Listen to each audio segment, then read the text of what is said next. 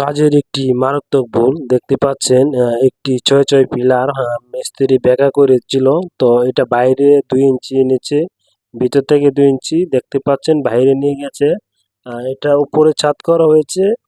আর আরেকটা বিষয় হচ্ছে, আমরা বলেছিলাম এটা গ্রিলটা লাগানোর জন্য আপনার অক্সক মিস্ত্রি দিয়ে ডিল করে লাগালে গ্রিলটা জ্বালা দিয়ে সবচেয়ে ভালো হবে। আর যদি ক্লাম দিয়ে লাগাইতে চান, দেখতে পাচ্ছেন ছয় ছয় পিলারটা আপনার ক্লাম আছে 2 ইঞ্চি 3 ইঞ্চি, তো 2 ইঞ্চি ক্লাম যদি আপনি গ্রুপ করতে চান, দুই দিক দিয়ে আপনার 4 ইঞ্চি চলে যাবে।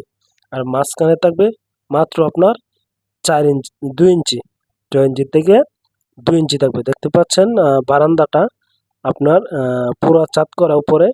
আর এই পিলারটাকে অনেক মাইর দিয়েছে, তো আমরা বলেছিলাম পিলারটা না কাটার জন্য। তো উনি বাড়িওয়ালা বললো, না এটা এভাবে লাগাই দাও, আমরা আর এটা চাচ্ছি না অক্সক মিস্ত্রি আনার জন্য। আর বিশেষ করে হচ্ছে পিলারটা এটা আপনি 2 ইঞ্চি বাঁকা করে ফেলছে।